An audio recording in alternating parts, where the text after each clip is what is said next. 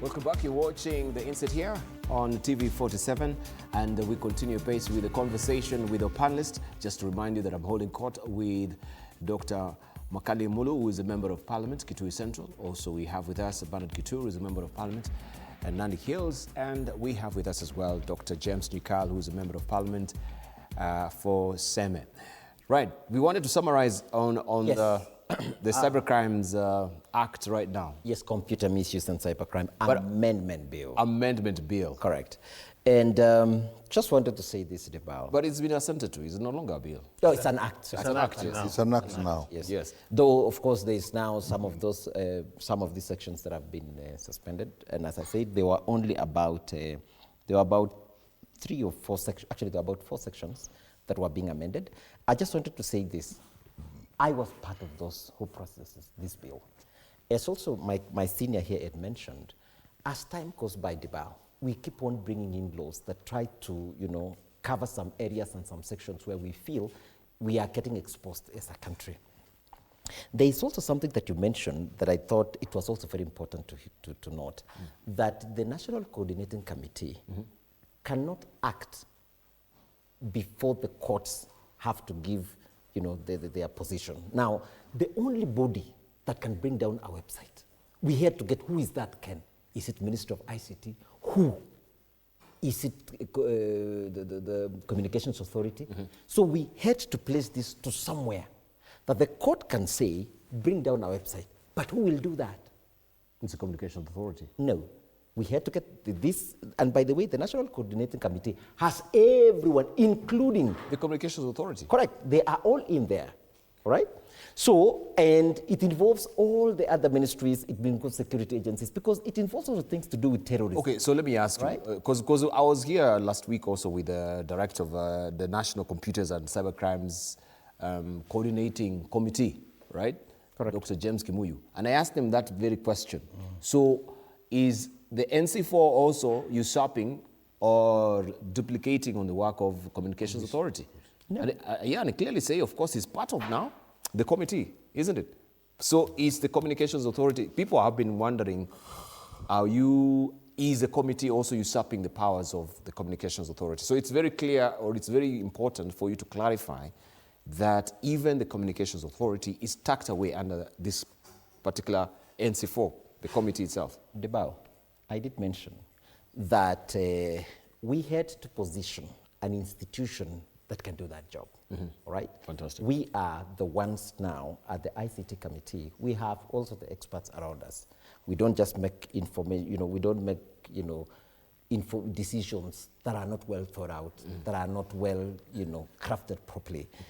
What we did in this bill, and for particularly these things that I've talked about, religious extremism, the issue of inappropriate content of minors, the cultism, and those areas that I've talked about, we said that once the court process is done with you, the institution that will order that site to be blocked or to be brought down, there are 2 options. You block it without necessarily removing the content, because if there's a website that is causing people to hang themselves, will we then keep quiet and wait for another young person to die or another soul to go for us to be able to act as we go on the court process that can take ages? Thank you. So we say, with that then, that is the only time that it can be brought down.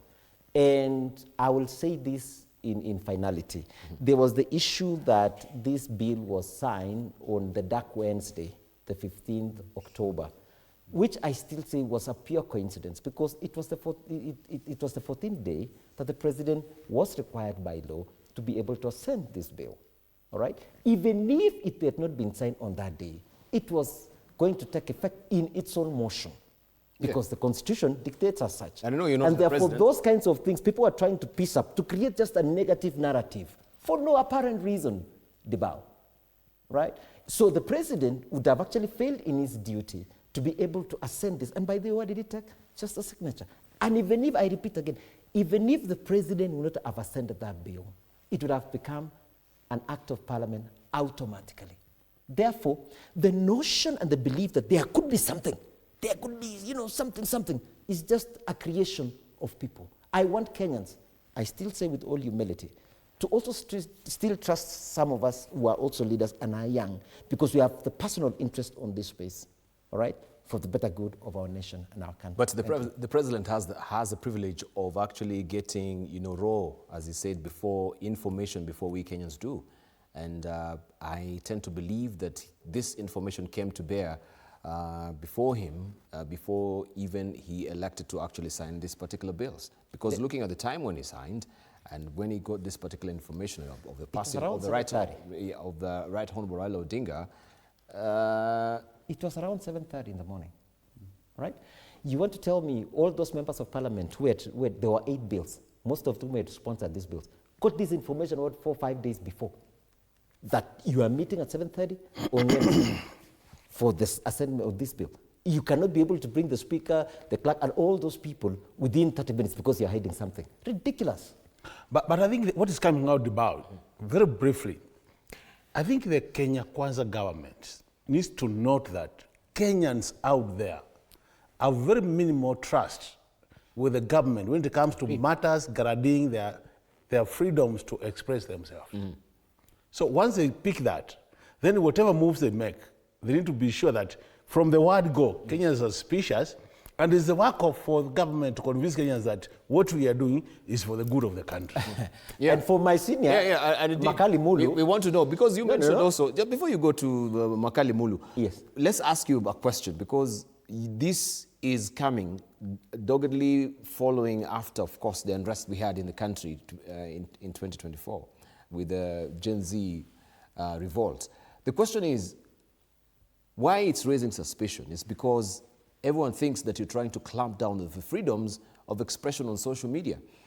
When did Daud actually come up with this particular bill that he presented to the committee? Can you tell us the actual dates? Yes, I'll tell you. But first of all, I want to encourage Dr. Makali Mulu, my senior, and their team in opposition, because they are the ones now who keep creating this narrative of doubts, every now and then doubts, even where they know facts that all is well, they still want to create doubts that everything that we do is doubtful, and reducing the trust for them to be able to maybe get a little bit ahead in terms of it's your the political game. Trust. So therefore, boost the trust. I would like to encourage you as leaders. And I would like to also say, Debal, that this is a private member's bill. Anybody, even myself, can bring a bill into parliament or somebody, or a group can reach out to me and tell me, sponsor a bill about an amendment of something. So for you to try and bring in the issue of timeline, I think it's awkward, because I told you, we received this in our committee November 2024. That is when it was, committed to us to process. November 2024. By an individual of the name, Wakili Daud. 24th November. Yes. A private member's bill takes not less than 2 years to process. This bill is a 2024 bill. This bill was prepared and presented immediately after the Gen Z. And fast-tracked. No. And fast-rolled. And now it's been assented to. Listen, there were only 4 clauses. Only 4, very straightforward. And it's a serious social issue. Pornography, terrorism, and by the way, the issue of religious extremism. We were talking about the Shakahola thing. And the other one, another one, the other side. On the coast. When you looked at all those lives that were killed, that died, and they were using the social mediums to do these acts, is it something that excites you, Deba?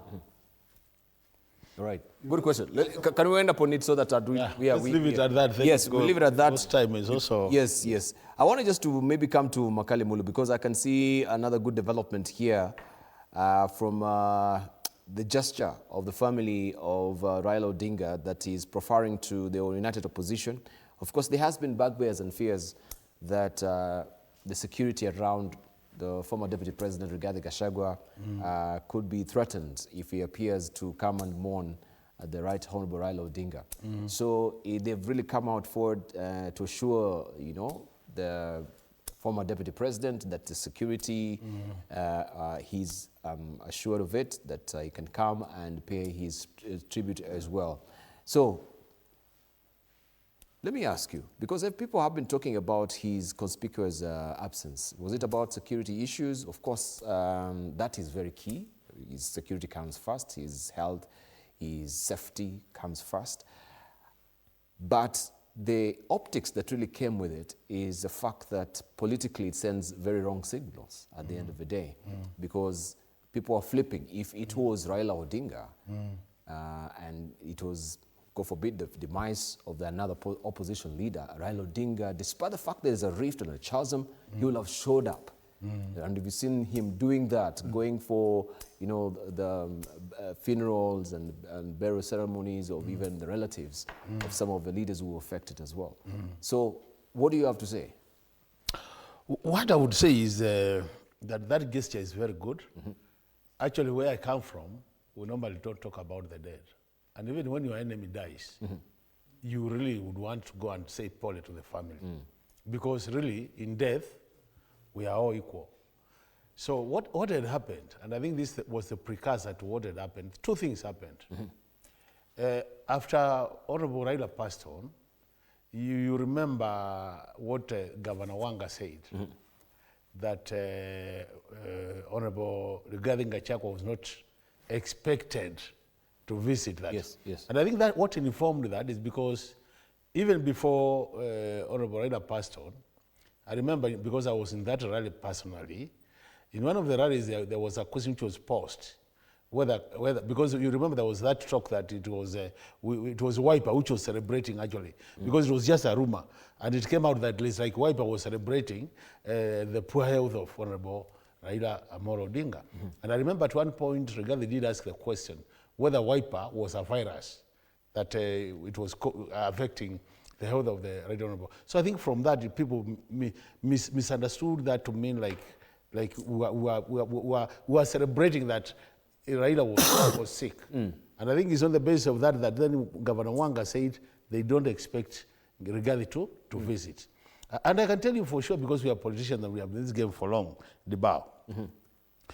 When a populace indicates that they don't want to see you in an area, and we know the emotions, you could see the emotions during even the preparation of the burial, I think it was safe for Rigathi really, for his own security, to keep off till the things cool down. And that's why I'm saying this gesture to say they are free now to visit is a very good gesture, because remember our party leader was able to attend even the burial and all that. But I think really it was good that now that gesture has come from the family, because it even gives them assurance that in case anybody wants to go against that wish of the family, then they can be told, keep quiet. But generally, Dibao, when somebody passes on, the best thing is to close that chapter and wish the family well, comfort them, so that they start, because you know it's a huge gap. And they need to get now adjusting to that, readjusting their lives, bearing in mind that that gap is there. So I don't think this is the time we want to start now pushing the family more to start thinking about other things. Let's just so accept that our leader has passed on, is rested, and on that note, we all come together as a country to help the family to adjust to the new reality. That's what I would say. Without really telling people don't come or come. Let's open the doors. Maybe Jikali, you want to respond to this, because What really I expected, and I knew that was going to happen. You know, during the height of the emotions and spirits, people talk, sometimes people say things they shouldn't say. Very few people are able to control their emotions. But now, what the family has said is what we expected. I don't think those who are sober, even in the worst circumstances, would want anything to happen to somebody of the stature of the former DP in your area. It doesn't help anybody. And therefore, and I also would understand him, that if somebody, people had actually sounded like they would be negative. Politically, as you said, we are very careful. You buy your time and see what it is, and see what is it really. Sometimes you'll even be going to a funeral or a function, and if you are supposed to go at, say, 10, you may wait to see how the situation is, and about midday, or say, no, those are people just talking, things are okay, just come. And that is what eventually matters. So the issue of the former DP coming, I would be very surprised if something really grotesque happened to him. But now that the family has spoken, I think that is what we expected, I'm not even surprised. I would have been more surprised if they said anything different from that. So let it be. But you compared with the former Prime Minister. There's something that was unique about Jacom, that despite the strong positions he took on issues, you never had him actually go against a community or a group with vitriol and say things that would make people have personal spite for him. Yeah. And you remember that even when he was in the middle of opposition, if things were going wrong, across the country, people would say, where is Raila? What is he saying? What is he saying? So, therefore, and he would show himself anywhere, anytime. And, you know, sometimes you say, how did this man never become a president? Because even in rallies you would go, and the way people reacted to him is different. That was him. He went all the time. This one, I'm very, very happy that eventually the family said what they said. That's what we were expecting. That's what should happen. But remember that the atmosphere also got worse by the statements that are attributed to the governor of Nyeri. That also made things much, much, much worse. And I'm very happy that people responded from Central Province. People came, groups came, they were welcomed. There was not any issue. I think that is how we would want it to go. And what the family said now tops it up. But I don't think anything would happen to the DP if you were. Even if I had to go to the Nyanza generally, I don't expect anything like that would happen to him. But what do you Definitely the leaders would try to let anybody who is trying to organize anything like that or get it to happen say, no, you don't do that. You don't do that. Okay. So, but given this particular open door then, and mentioning the statements that really, you know, tripped off the tongue of Kahiga, and we had also the chair of ODM party, Gladys Wanga, of course, trying to castigate this particular statements that, you know, we say coming from a caliber of his leadership should not, it's very unfortunate. But also her stating that, you know, we are disassociating ourselves as ODM from any person that is involved with Kahiga.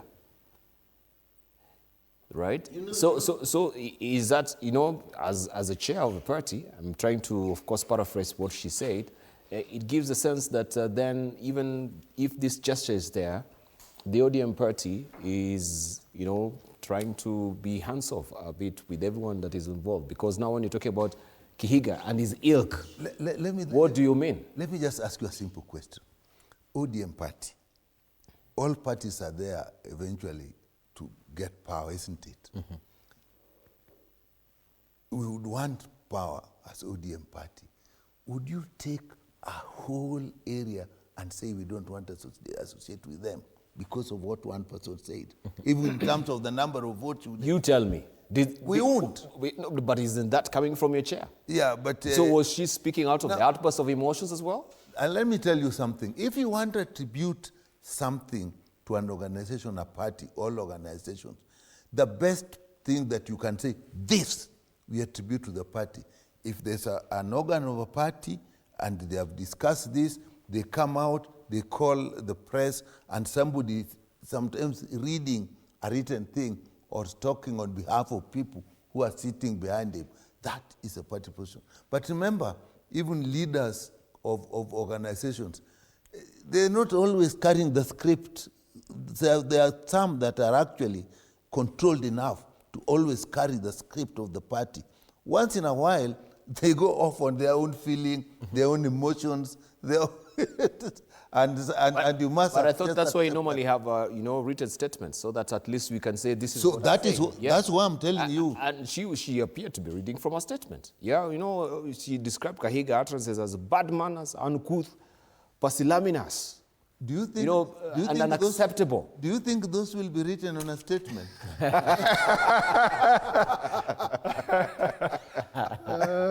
It appears like pusillanimous really was put there to really, you know, bring out, you know, the gravity. Let me tell you something of the situation. think politicians, politicians sometimes are talking to the crowd, as they say, talking to the gallery. That is, and sometimes when the crowd is there and the crowd is responsive and it's an emotional situation, I think many times people are not themselves. There's an element of intoxication that is with it. Once they get the mic, they become crazy. And how the crowd can push you until politicians say, man, this is siyasa. Then now, so if it is written and read on behalf of an organization, then take it. So that is not the position of a party? No. So she spoke out of turn, you want to say? I don't know. You can ask her why she said what she said. But what I know from a simple fact, you are a party. You are still hoping and you are still working that one day you will get into power. How would you say that the whole of this area will never associate with them? How? Okay. I think I just want to give a rider to this conversation that we've had today. I think the learnings that we need to do is to understand that Kenya now has risen above tribalism and sectarian politics. When I heard Dr. Makali Mulu mention that there is some sentiments, some statements that were made by a leader to the effect of the issues of the viruses and those kinds of things, and the reckless statements that were later made by also the leader from a governor in whatever the place, Nyeri, and it was totally disgusting. The loss of Jacom was painful, even to me myself, because there is a great part that is played as a young man in putting the foundations of whatever we enjoy right now. Even though those of our parents were in the government of those days, governments keep changing, but they are part of those people who open up the space that we now enjoy. And therefore, for anybody to have spoken the way they did, I think is so shameful. And I'm so happy because I knew anyway the family of Raila Odinga was going to invite everyone to come and mourn with them. Ida is a big-hearted mom, and the community at large. I had the privilege also to have gone there, and these are people who they really lost it big, and they opened all their doors for everybody to come and mourn with them.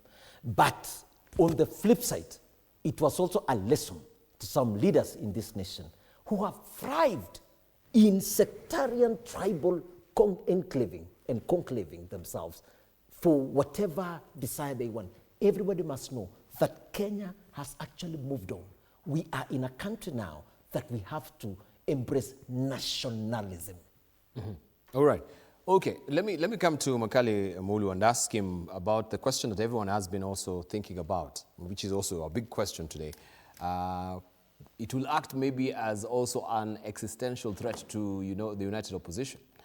We have because Jacom really talked about who told you that in 2027 ODM will not present a presidential candidate. And so, nuances have come around that particular statement, every person trying to see what did it really mean. But looking at the reality on the ground, now do we have any presidential, figure and candidate that is what the salt of what Raila Odinga was in ODM that can be presented by ODM? That's the question. And then we are also trying to look at this scenario because, of course, everyone is playing out the scenario. Is there a likelihood that UDA and ODM will have a united coalition party and present a candidate in the name of William Samoei Ruto? I don't know that we should be the first one to go on that one. You should be the first one to go on that one because I'll come next. In politics, everything is possible. In politics. Because, normally we say politicians have their interests. And where their interests are being served, that will attract them to that side.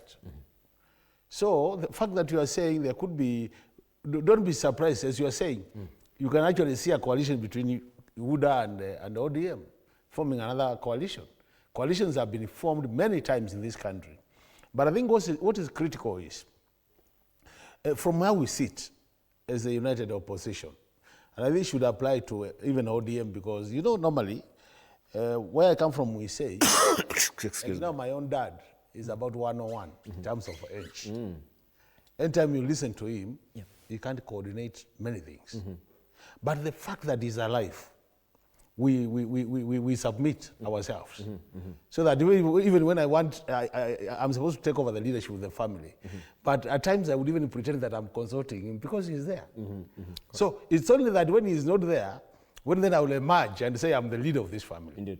What am I telling you? I'm telling you, there are so many of us who are good leaders, but the fact that our leaders are still there and existing, you might not see the potential in us.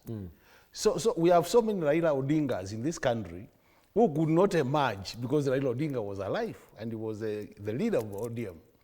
So in short, we are likely to see a new leadership, and I think it has already been assumed, leadership in ODM has been assumed, which means really they may not be able to fit the shoes of that big man really fully, but I can tell you for sure we'll see leadership coming up. In leadership that will say there's no vacuum. So more likely to be emerging. But for us who are in the opposition, we are saying, initially, the late Honorable Raila had already decided to work with the Kenya Kwanza, although it was said up to 2027. So none of us would say we know what would happen after 2027. But the fact that he was working the Kenya Kwanza, which is an opposition we don't believe in, means we're already organizing ourselves as united opposition to chart our own politics without him being the leader. He has been our leader for many years, but immediately he decided to go that side. We've decided to chart our own path in terms of moving to the future. And that's what I'm telling you, as we're just saying, we are waiting for this other side to reorganize themselves, and then we'll be ready for them.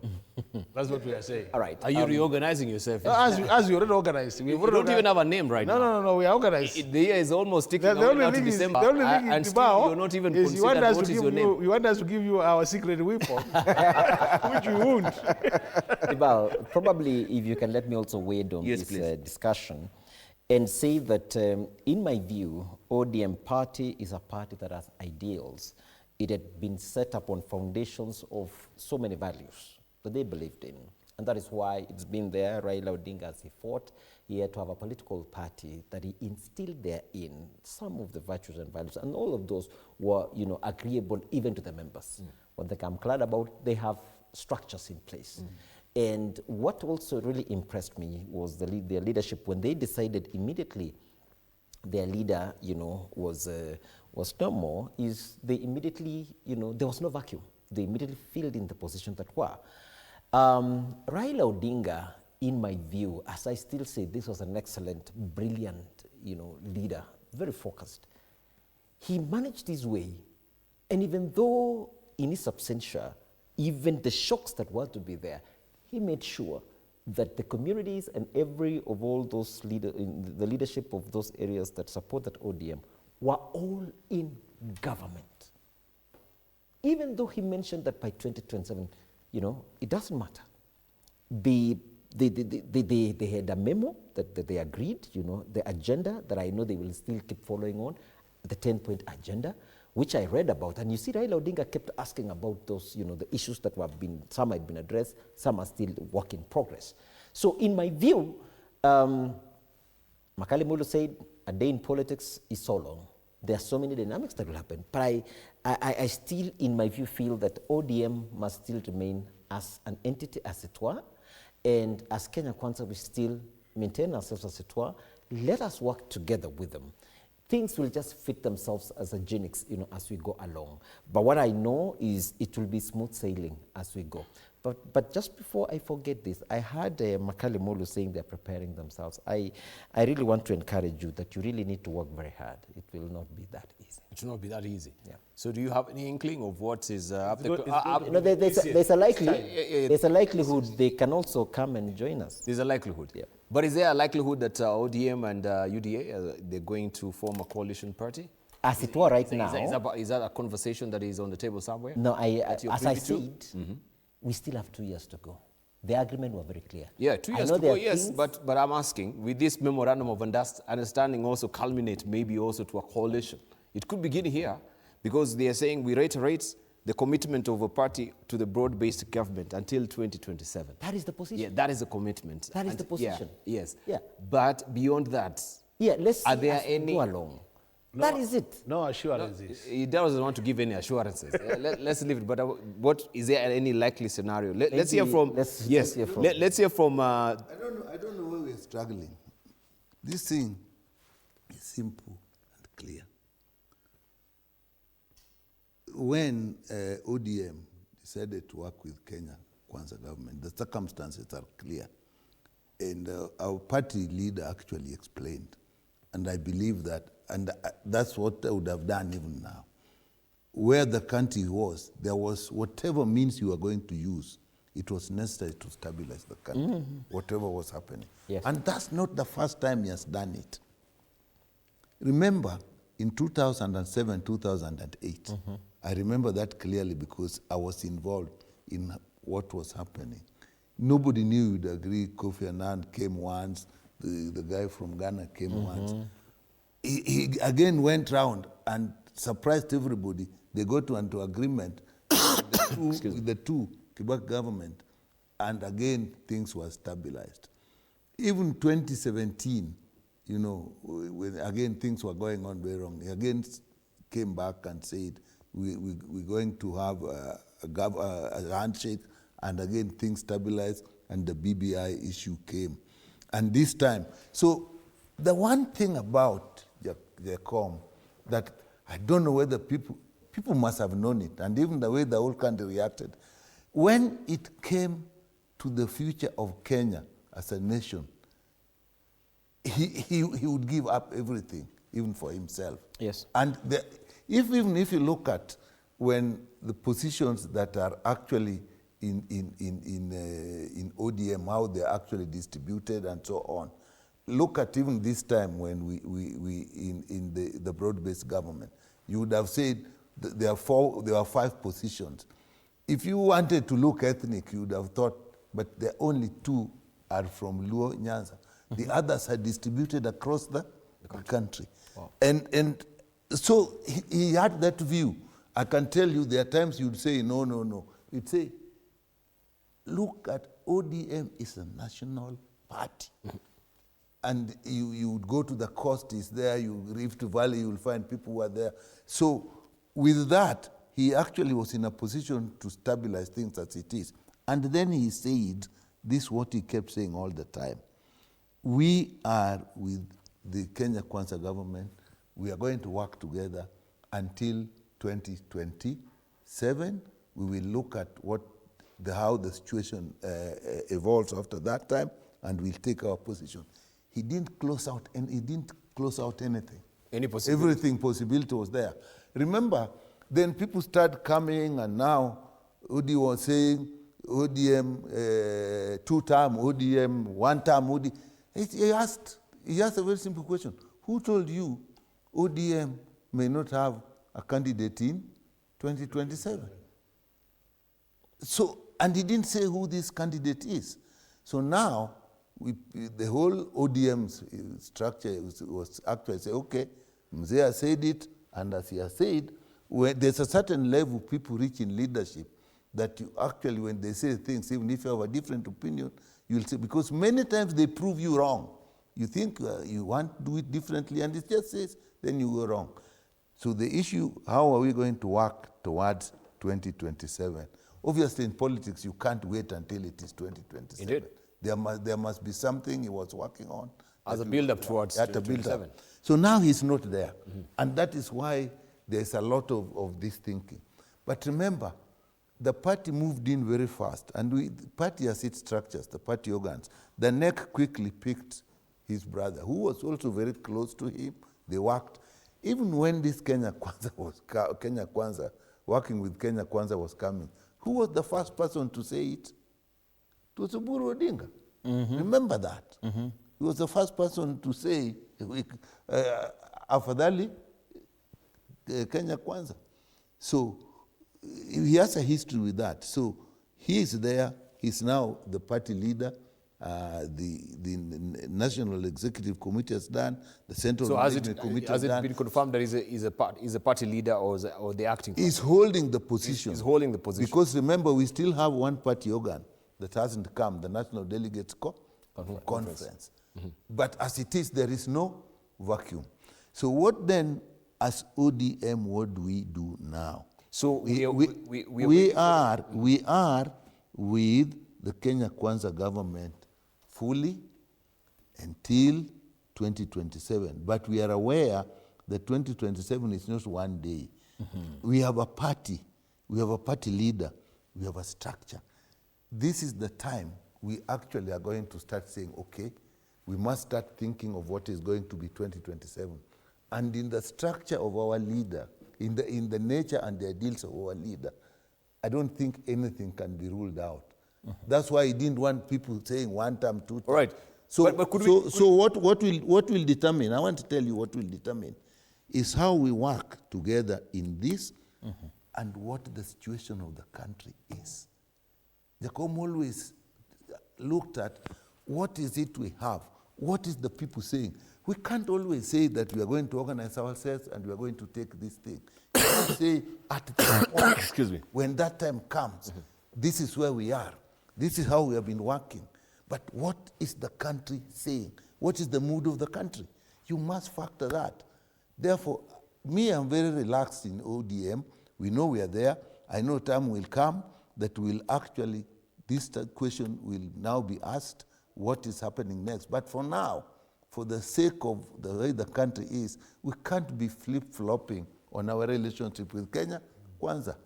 But we know we are going to look at it. Look, even our ODM at 20, on 14th, 15th, 16th, we are going to go on. We have lost our leader. The party is there. The party had a plan. We don't kill that plan. But about the cohesion of the party and inter-party also democracy as it stands, we see there's a fragmentation that is happening within ODM right now. It is actually in the public domain, and we see the young Turks and the seasoned politicians that have been there for the longest time. There is a disparity that is actually being seen. The statement that really came forward that was given by the Secretary General, was it prevailed upon? Was it collectively also the feeling of everyone within the party? This is not even new. I don't understand why, because Jacomas died. Now people don't even remember what he said 3 months ago. The issue of, say, Sifuna, the way Sifuna has been talking before, and the way, say, Mbadi and we were CSS and were talking before, they were looking like they were miles apart. But what did Jacob say when we were in Mweshimiwa on the way? He said, Sifuna is the Secretary General of the party. Listen to him when he's talking. He also has a right to talk. But when we want to make a party decision, we'll sit down and it will be stated. So in this country, any party, you must contend with the fact that there are restless youth. And a party that is looking forward must actually plan to accommodate that youth. And you cannot accommodate them by dismissing what they say. Listen to what they say. This may be what you need for the future. Brilliant.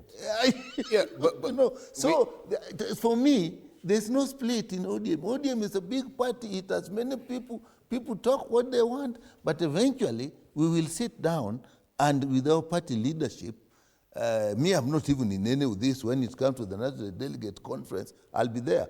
But I can read and I know what is going on. So when the time comes, we'll sit down and you will see a very concrete one party moving on. People would have thought, Sifuna will be fired a long time ago. Or people would have thought, Babu Owino won't even go to the funeral. Babu Owino came to the funeral. The young people always shout when he sees them, whether he's buying them or they like him. Something is happening around him, and I won't even dismiss him. If he is that popular and he has that wave, you think if you're a party you want to throw him away, you just find out how do we accommodate this. So a party that is big as ODM, with people from all over, with all this youth. Now, do you remember, do you know that there were a whole multitude of Gen Zs in motorbikes who are camping in Bondo, between Bondo and Kisumu, that they are mourning Jacob. Now, maybe somebody like me, when they see me, they don't get excited. So, but when they see Bobo Wino, they get excited. So, why not? That is ODM. That is ODM. And to me, there is no split in ODM. If there was a split, it's not that it was prevailed upon. You have said what you have said. Now let's go to the meeting. Now the meeting has agreed. So, as a party secretary general, what do you read? You read what the meeting has agreed. So for intergenerational maybe transition, do you think, because as you say, you can see the popularity that is circling around Babu Owino, if you say on the ground if it's bought it or not, we do not really know. Don't you think maybe also, as you're saying, you're discerning, you're reading the mood of a country. Isn't that reading the mood of maybe your population, your voters as well? Yeah. That can inform the direction of the party. I don't know what Makali... Actually, let me just make a quick comment. When I see it, as we approach 2022, we read what is happening in the country. 2020, as we approach 2022, we read, 2027, we read the mood of the country. What's the mood of the country? All those things plus the young people. Okay. I think, Dibal, what Honorable Nyakalo is saying, and I have a lot of respect for you. He might not be the chair or the first chair or even an official. No, he is one of the officials. I think last Wednesday he was supposed to be here and he had to go for this crucial meeting. That's what I'm telling you now, Yeah. party official. Official. But he is among the few who, when they speak for what he's saying, he knows it. So what I would want to say is this, and this is applicable to all the parties. Even us, who are in the Weber Patriotic Front, there is a realization which has come to us and to all the parties that when you look at the voters in this country, and more so 2027, statistics do confirm about 70% of the voters will be younger Kenyans. And informed by those statistics, no party, unless the party wants to die, would be able to ignore the young people. So that means if you are a party which appreciates the reality, you need to create room for them in your party structure so that they feel a sense of belonging. So I think that's what Nyakalo is saying, that because of the current dynamics and the realities on the ground, each party in this country must create room for the young people to feel like they are not followers, but they are also leaders in that party. And if we go that way, then we'll be helping it. But a reality also, which we can't overlook, you know when Jacob was alive, he had a way of managing the ODM party. And I can tell you, from the way the party was being managed, it was turn left, you turn it, turn right, turn right. Now it's passed on. We have a new leadership. We must also realize that there will be a transitional period. And that transitional period, the way they manage it, is what will determine the strength of the party. Yeah. And that's now what is happening. The issues of the Sufunas, the Babus, and the other team, those are not transitional dynamics, which must be managed in the most effective manner. Otherwise, they can make or break the party. So now we require wisdom. And that's why I'm very happy with what Honorable Nyakalo is saying, that we must appreciate that reality that the young people is a 40 block you can't ignore. So create room for them. If history may also bear us and remind us, I think in the same position we had Ababu Namwamba. Yeah, you remember. As the Secretary General of ODM. Yes. And I don't know I don't know how he bolted out from ODM because of inter-party democracy. There were wrangles within ODM. Who is the Secretary General? Or is it Agnes Zani? Is it Ababu Namwamba? And then he opted now to move out of ODM and went to, was it Labour Party? Yeah. The one of Professor Ojiambo. Leo Ojiambo. And thereon we see him now is a party, or he's actually a vigor, his political life also tapering off completely. We don't know. Maybe it's the same scenario of how ODM treated the young people then. Ababu Namwamba was a feisty, a very, very vocal, very, a crowd puller. just as we see what is happening with the Secretary General right now. But let me tell you. Yes, what really happened? Because let me tell you, go back even in Ford, Kenya. Go back even to Kanu and Kadu. There are always the young people who are actually at the front, and they have views. But sometimes, some of them, if they are not persistent in ideology and the push that they have, they'll disappear. They disappear. But some, like, take Jacom. When Jaramogi, the time Jaramogi died in Ford and Ford, Kenya, he wasn't at the forefront in leadership. He was actually one of the people who are almost thought to be negative and so on. And so even when the Jaramogi died, he wasn't automatically in the leadership of Ford Kenya. They even had they struggled with Wamalwa. He actually lost out to Wamalwa, came with NDP. But he has struggled, and now he's not a young Turk. He was not. He became now the leader. So some young people will come. If they don't persist, because the young people, there's a new change that is coming. Even them, they have to persist in what the country needs. The country may change and leave them behind. And when they get into positions of leadership, in positions that they're getting near leadership, their character may also drive them. If you are now pushed by easy things, you can suppose suddenly get there, now you find that you have 3 cars, now you have a chopper. If you start changing, Jacom all through, he has been persistent on what he believes in, with democracy, human rights issues, service to the people, and so on. But if you're a young person and the people are thinking that is where you are taking us, but when you get there, you start to see different things. What happens to you? Thank you. You go. Right. Debal, you've seen me have really kept a bit quiet because I sometimes like feeding on the wisdom of these great men.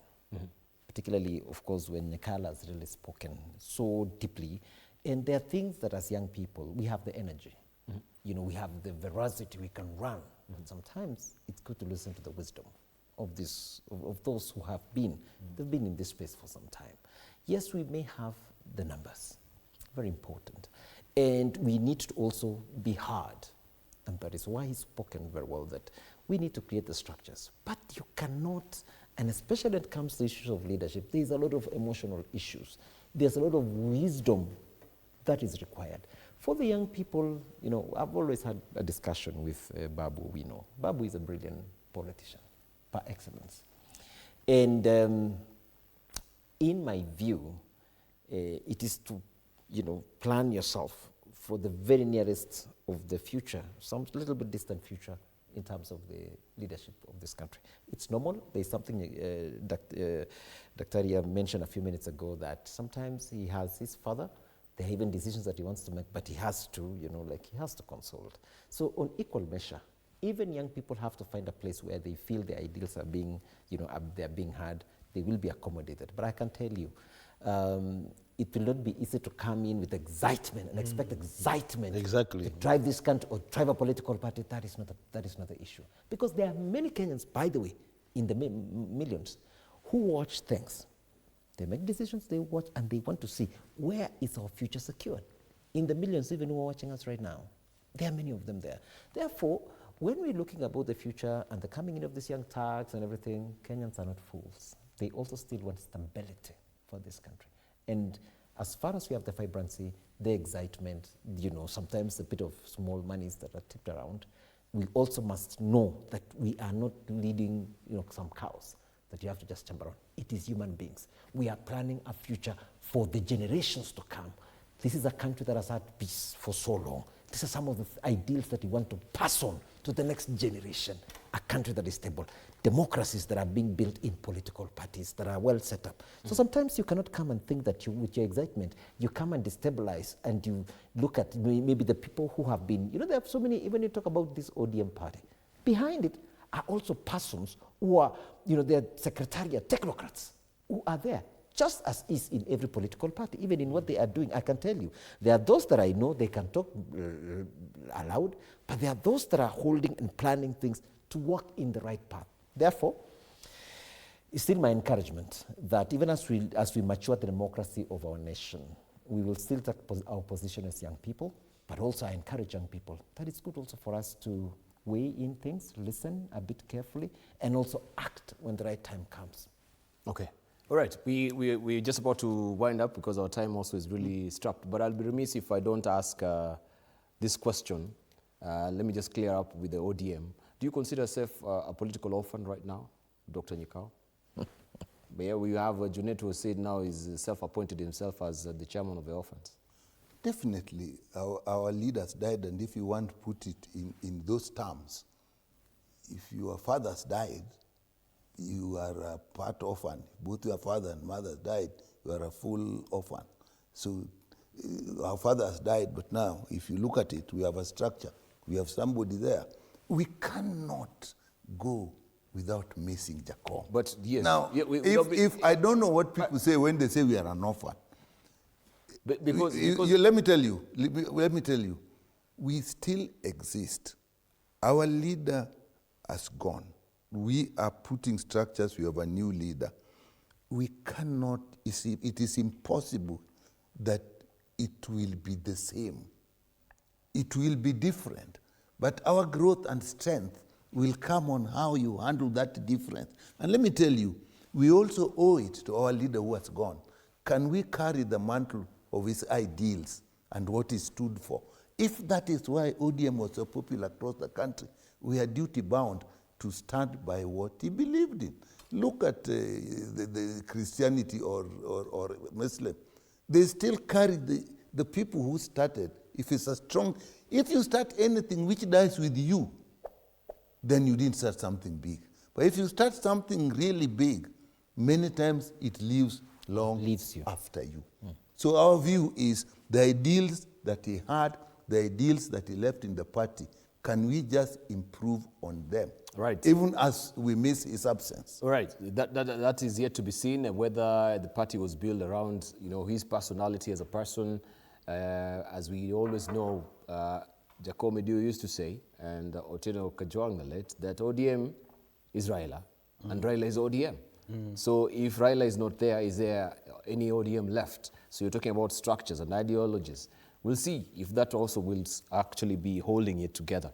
I wanted just to come up with the issue of the cabinet secretaries. Now that we've just discussed it, because we know there are indications that there could be a cabinet reshuffle. And also we've had pundits saying maybe also it will be a good salutary effort for President William Ruto to appoint some of, Winnie Odinga has been, suggested that maybe she could be given a cabinet secretary's role, maybe to pacify the family, and also Raila Odinga Jr. maybe could also maybe swap to go to Iala as well. I don't know if you've read, that particular script somewhere as well. Maybe before I come to that, we have Gideon Moi. Which Nikala said I think is important. In this country, we have had very many parties. And there is always this common belief that most of our parties are personal. Or when the leader is not there, they are not there. And I think really the test we have, and that's why I'm praying that the ODM will be able to prove us wrong, is to make sure that party will be able to outlive Honorable Raila's in terms of the way it conducts business. You remember there was Kanu when Moi passed on. There was Kibaki's party. When he passed on, those parties become just like shell. So I want to assure Nyikal that a lot of us Kenyans are watching to see how that transition will be managed. Coming to the issue of the cabinet slots, I think this constitution is very clear about. It says the appointing authority is the president. So he has been given that prerogative to appoint when there is need to appoint. And that means he can change anytime. He can bring in a new team anytime. He can throw out whatever he wants to do. And that is informed by many factors, some of which are political. So, as we are saying now that Honorable Raila is passed on, A number of things, President will have to consider a number of other dynamics, you see? So, informed by those dynamics, then don't be surprised to see changes. Because I think what he's trying to do is to have a team which can assist him crossover in terms of 2027. And if that team, for it to be assembled, it means some must leave and others come in, then I can tell you for sure it will happen. All right. We're waiting to see until Friday if there could be a cabinet reshuffle, right? In my view, I think also building upon what Makali has just mentioned is this is a prerogative of the president. President William Ruto is a smart politician. You know that. There is also the need to be able to bring our country together as one, interested parties. There's something I heard today from Dr. Nyakal here is mentioning about the emotions of the country. You feel, you know, what happens where, how do you balance and manage? Some of these things, they are well seated within the purview of the presidency. And therefore, we would expect certainly that there could be changes here and there. The government is quite big, and to be able to service that. But I think most of those that you've mentioned are just aspersions. I think all of you are just throwing you know, imaginations up and about. But all in all, one thing I can assure you, with the President William Ruto, if he's to make a decision, he will make very wise decisions that stabilizes our country and moves our nation forward in building it and giving the proper, that preserves, the emotions and development of our country. Right, thank you. I want to just give you 30 seconds as we're winding up so that at least... on that one? Or no, just generally what we've discussed today. It doesn't necessarily have to be in what we... Okay, let me quickly, 30 seconds, that what has happened is the Honorable Prime Minister passed away and he left a vacuum. How the country behaves and how the situation changes, it is for the president to feel how he sorted it out. But some of the things people say, people themselves start thinking, now that Jacome is gone, what are they going to do about Jacome? They go to bars, they start chatting, they mention names, you see, they put him in the social media. Before long, it becomes what people are saying. But sometimes you don't know whether it is thrown out there to solve. Yes. But what I think, as a country, what I'm seeing now, you never know when a great leader like this dies, you do not know the political issues that arise. You see, now people are saying that even the Wiper team, the audio team, the Kwanzaa team, people are even thinking that the president can be a member of ODM from what he said in Bondo. So I think the thing is to look what is good for the country at any particular time and go by that.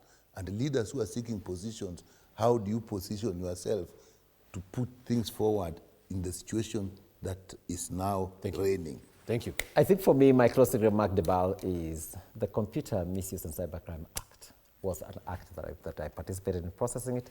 It is good. All Kenyans, kindly before you give even comments on social media. I even heard today that the Prime Minister, the Chinese president, China has actually issued very tough sanctions. That if you want to keep talking about some issues, be specialized in it, get some certification, say, if you want to talk about these amendments, have some bit of knowledgeability about it. I want to tell Kenyans, I participated in processing that bill. It is a good, those amendments, there were only 4. They were very good. There is no harm completely. So Kenyans, kindly, let us move on. Young people, and let's also remove these doubts that everything that is being processed by Parliament, for instance, is bad. No, this was good. I said I'm an actor in the space. I must protect myself, and I have a future also to live. Thank you.